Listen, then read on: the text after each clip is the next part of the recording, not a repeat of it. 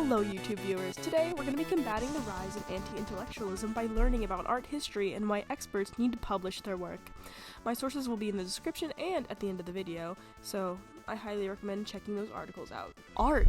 Everyone loves art. Ghibli movies are freaking amazing. Those damn plushies are so marketable. Look at this freaking ponyo I found.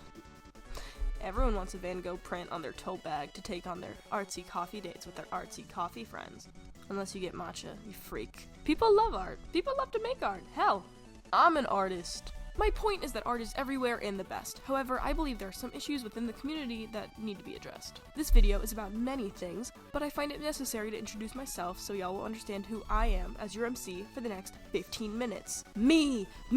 It's all about me. So who the hell am I to be telling who the hell you are about the historical wrongs of art historians and archaeologists? I'm an artist who learned that art history is amazing at age 17. Also, who the hell was gonna tell me that art history is the greatest thing of all time? I lied at the start of the video. Art actually sucks and is second in the list of best things ever because art history exists and is first in the list of best things ever. I am a lucky man who lives close enough to a major art museum that is free to the public, so I can easily go stand a foot in front of a Van Gogh before the museum staff violently drag me away.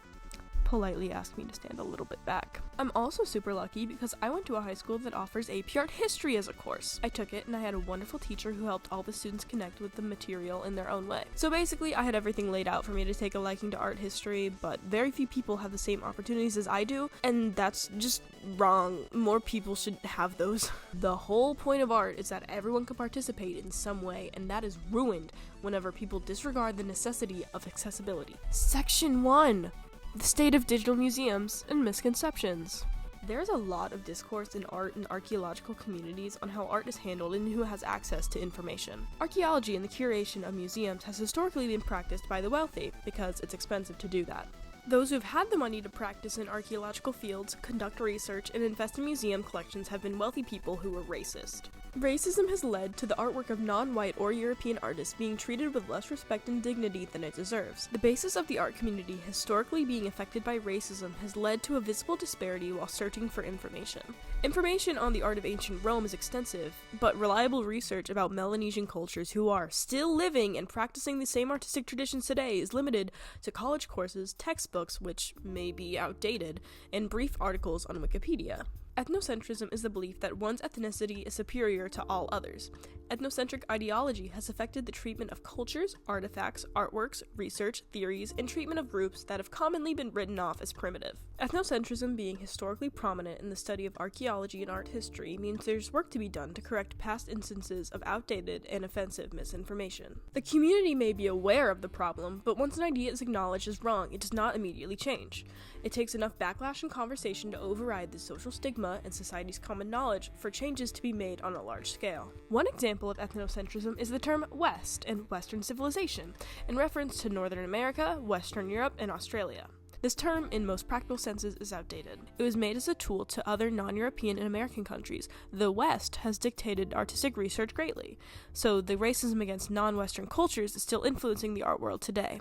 I personally use the term West and Western because it has continually been used in academic spaces and can be useful in certain contexts, but it's important to know that it sort of means nothing. Like, the world is round. If you keep going west, you just get around to more stuff that we don't call the West, but it's there if we keep going that direction. It doesn't mean anything. It's important to discuss the tools and ways we address art history because without proper steps to correct the imbalance of knowledge of non-Western cultures, misinformation will be left unchecked.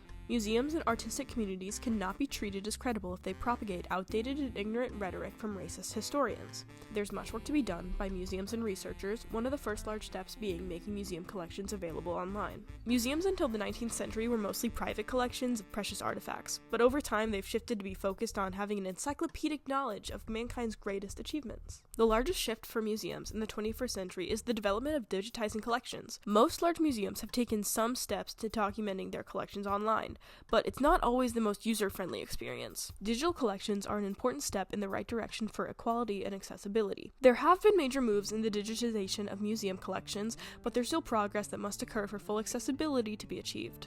Many museums do not have their entire collections available online, and in my experience, there's just a basic description of the objects that don't go in depth into the history of it. While this is not a museum, Google Arts and Culture is an impressive online database. It compiles artwork with high-quality photographic technology from over 2,000 museums across the world. The scanning technology used to capture photographs and 3D scans of the artwork is super advanced, especially with the continued challenge of digitizing three-dimensional artwork. But not all organizations have the same budget as Google. Small museums with much less budget than large museums face greater challenges when it comes to digitizing their works. It takes workers, technology, and skills to effectively make a digital exhibition.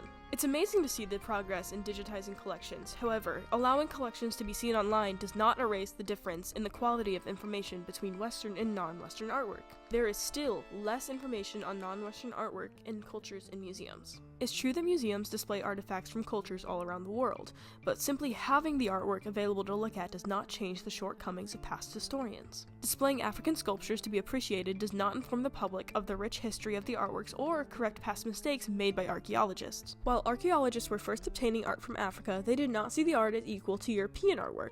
Historians saw African artwork as unskilled and considered it to be craft work. They did not realize that the art of Africa could be highly stylized with intention. Europeans were purchasing artwork, but did not appreciate the intricacies of the different art styles of the artists. The names of the artists were not documented because Europeans who were purchasing the artwork did not see any reason to take note of the names. This lack of documentation has led to major issues when it comes to paying respect to master artists of African cultures. This artwork, for example, displays a wooden headdress that was created in the 19th century by an artist who was given the title Master of the Cascade Coiffure.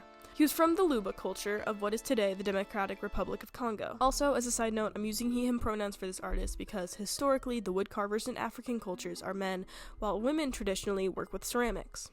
The artwork from this artist was well renowned in his culture.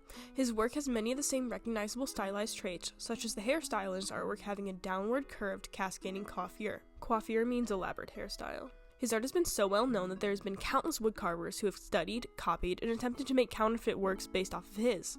But the master of the Cascade Coiffure's name was lost because historians did not document the names of African artists. Eventually, historians recognized that these artworks were more than simple craft work. They could identify that certain pieces were from the same artist. They have created titles for the artists they can trace the works of. Historians taking the time to create official and thoughtful titles in the place of names that have been lost helps to set a precedent for more artists like the master of the Cascade Coiffure to finally receive the dignity and humanity that was stripped from them. The lack of documentation by past historians does not provide non-Western artists with the respect that they deserve. Having art from a culture simply displayed at a gallery does not inherently equal respect. To ensure that art is not being used as a spectacle, all art needs to be treated equally, and artists deserve respect and recognition no matter where they are from. Knowledge that challenges common societal ideals against groups of people is essential to the fight against ignorance. There are many examples of speculative theories that attempt to explain amazing and difficult feats done by people of the past who live in certain areas of the world that are not considered to be developed by Western standards. Diffusionism, when relating to art history, refers to theories that discredit the work done by a group of people by saying that a different and more advanced culture must have traveled to teach them the advanced techniques or concepts. This idea is common in conspiracy theories about ancient Mesoamerican cultures, such as the Maya or Aztec, but is speculated about cultures all across the world. People wrongly assume that every artwork from Africa is stylized. Stylization has commonly been misconstrued as less valuable than naturalistic sculpture, such as marble statues from ancient Greece. The medieval Africa period took place from 700 CE to the 19th century CE. The city of Ife, which is now in southwestern Nigeria, was highly advanced and considered to be the center of the world by its people and the cultures living around and surrounding cities. These Ife brass sculpture heads are highly naturalistic. When researchers discovered these heads, they couldn't believe that the cultures they had thought of as primitive could create such detailed works. Instead of accepting that African people could have made the work on their own, they theorized that the people of Greece who had made marble statues had come and taught the people of Ife how to create the sculptures with such skilled detail. The highly detailed sculptures and funerary masks of ancient Egypt are not questioned, despite being significantly older and closer in location to the Mediterranean. Also, for some reason, it's common to consider the art of Egypt to be separate from the rest of Africa. The West has an odd tendency to discredit African artists. The theory of diffusionism is rooted in racist ideas that groups of people are not as smart or innovative as Europeans or whoever Europeans considered to be respectable.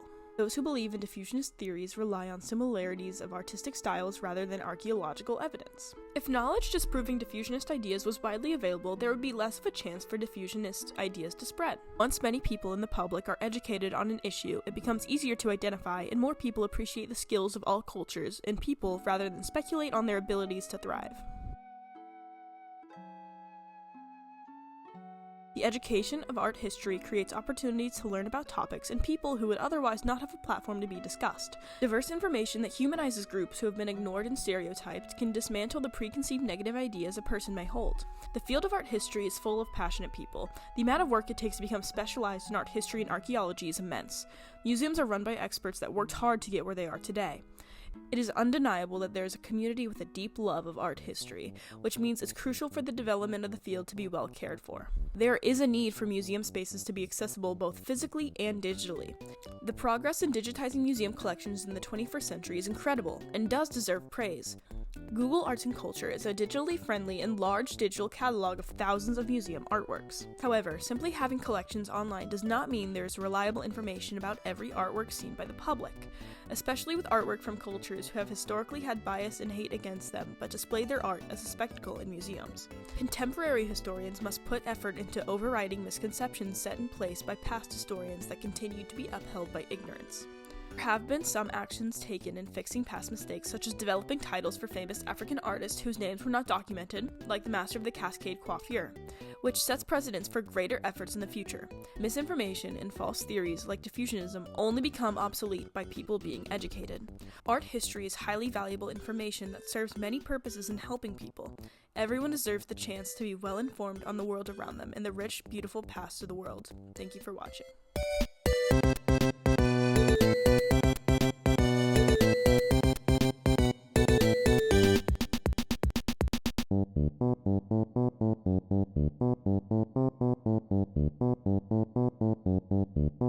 So I hope you all liked my video. I really like art history, and this is my first time really researching a topic and trying to present it to an audience. So I hope I did everything right. I hope I didn't offend anyone. If there's anyone who watched this who knows what I'm talking about more than me, and I got something wrong, tell me. I will pin your comment.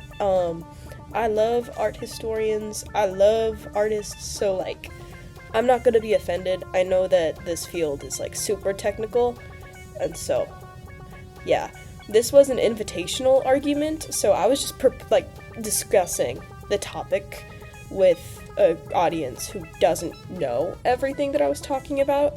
So I'm not presenting my own research. This is just to educate people. So this is for my English class, not my art history. A lot of my information was from my art history class this semester. Art survey of Africa, Oceania, and the Americas. And if you have a chance to take that class, it's literally so amazing. So much, that whole class inspired me to make this my English paper about this topic. Dr. Billie Follensbee is an icon and a queen, and she is super amazing. She was my professor this semester. It was literally great. She's an expert. She is so good at presenting her topic. I feel like I've done it inadequately in this video, but I just wanted to publish something and share with people what I was interested in. So I hope it was enjoyable in some way, shape, or form. Also, the music is by Kumiko. I found it on Loyalty Freak Music.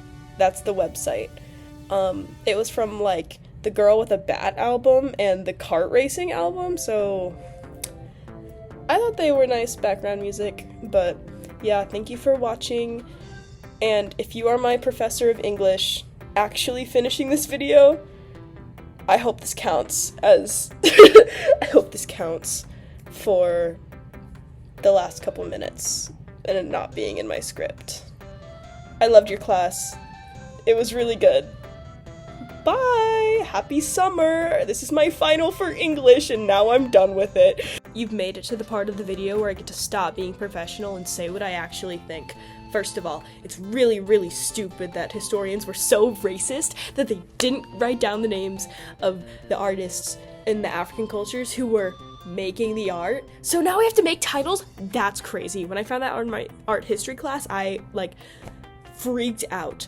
Also, Google should not be the best digital database for art. I hate that it's so good, because it should not be just one place that has all those museums. I really admire their work they've done, and it's really cool, but we can't rely on Google for everything. We can't do that. Museums need to be better. Also, if you're a historian or practicing archaeologist, if you're specialized in something relating to art history, please publish your work. That would be really, really cool. I'd really appreciate if you did that, because you know so much and you're so cool and you did years and years of education for this. So please publish your stuff, because I love you.